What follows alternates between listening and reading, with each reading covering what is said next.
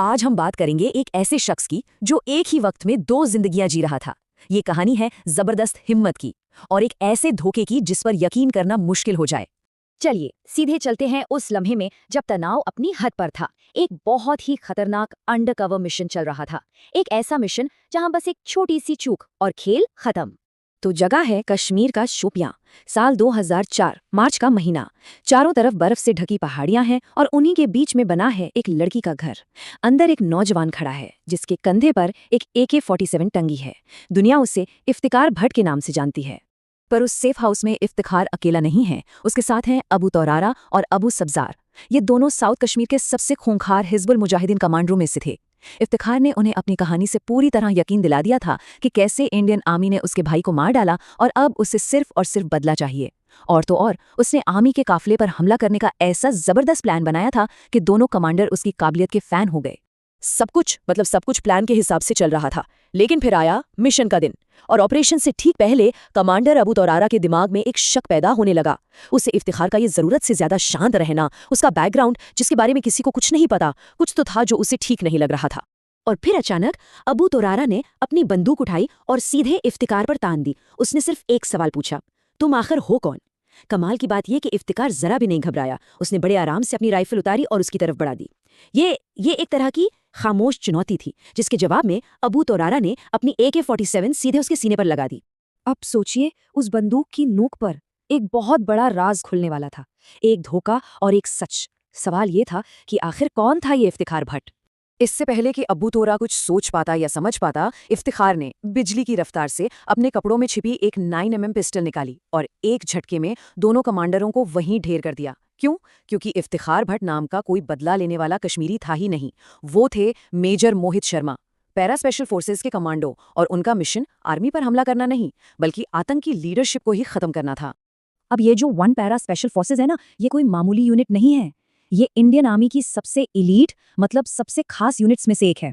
इसकी selection process इतनी मुश्किल होती है कि बस कुछ ही लोग इसे पार कर पाते हैं और इन्हें सबसे खतरनाक सीक्रेट मिशंस के लिए ही जाना जाता है। तो इससे आप अंदाजा लगा सकते हैं कि मेजर शर्मा किस लेवल के सैनिक थे। तो आखिर कौन थे मेजर मोहित शर्मा? इस हैरत अंगेज मिशन को अंजाम देने वाले इस इंसान की कहानी क्या थी? चलिए अब थोड़ा पीछे चलते हैं और जानते हैं कि कैसे एक मिडिल क्लास परिवार का लड़का देश का इतना बड़ा कमांडो बना। मोहित शर्मा का जन्म 1978 में हरियाणा में हुआ। देखिए, उनके परिवार वाले चाहते थे कि वो बड़े होकर इंजीनियर बने, लेकिन मोहित के दिल में तो बस फौज बसती थी। उन्होंने घर वालों से छिपकर NDA की तैयारी शुरू कर दी। बात यहाँ तक पहुंच गई कि जब उनका सिलेक्शन लेटर घर आया तो उनके माता पिता ने उसे छिपा दिया। पर जुनून कहाँ छिपता है? जैसे ही मोहित को पता चला, वो सीधे इंटरव्यू देने पहुंच गए। लेकिन कहानी में एक और मोड़ आया। मेडिकल एग्जाम में उनका वजन 6 किलो कम निकला। अब उनकी माँ, जो शुरू में उनके फौज में जाने के खिलाफ थीं, उन्होंने बेटे का सपना देखा और वो उसके साथ खड़ी हो गईं।